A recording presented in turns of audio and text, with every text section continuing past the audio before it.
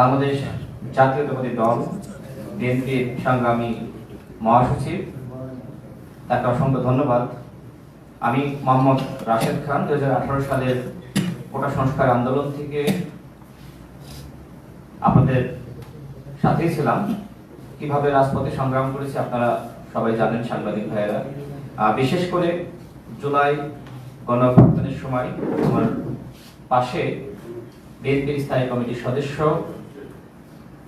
জনাব সালাউদ্দিন আহমেদ এবং আমি রাশেদ খান, গণ অধিকার পরিষদের সভাপতি নুরুল হক নূর, আমরা তিনজন একসাথে এই আন্দোলন সংগ্রাম সমন্বয় করার কাজ করার সুযোগ হয়েছে। এবং আমাদের সংগ্রামী মহাসচিব এই সময় তিনি গ্রেপ্তার হন, বিএনপির সংগ্রামী মহাসচিব আমাদের সালাউদ্দিন আহমেদ ভাই, তিনি ইন্ডিয়া থাকলেও এই আন্দোলনকে যেভাবে সমন্বয় করেছেন এবং আমার ভূমিকা সম্পর্কে আসলে আমি বলতে চাই না, সালাউদ্দিন আহমেদ ভাই তিনি জানেন, তিনি বলবেন।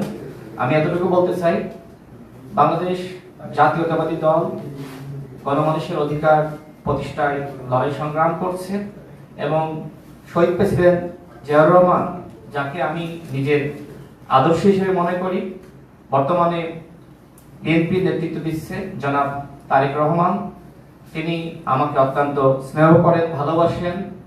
ফ্যাসিবাদ বিরোধী আমল থেকে তার সাথে আমার সম্পর্ক। আমি মনে করি নতুন বাংলাদেশ গঠনে তার নেতৃত্ব দেশ এবং জনগণের জন্য অত্যন্ত প্রয়োজন। আমি বিশ্বাস করি সংস্কার, বিচার এবং সুষ্ঠু নির্বাচনের ক্ষেত্রে জনাব তারেক রহমান গুরুত্বপূর্ণ ভূমিকা রাখবেন। আমি রাশেদ খান আজকে বিএনপিতে যোগদান করেছি এবং জনাব তারেক রহমানের নেতৃত্বে ইনশাআল্লাহ দেশ এবং জনগণের জন্য সংগ্রাম করে যাব, কাজ করে যাব। আসসালামু আলাইকুম।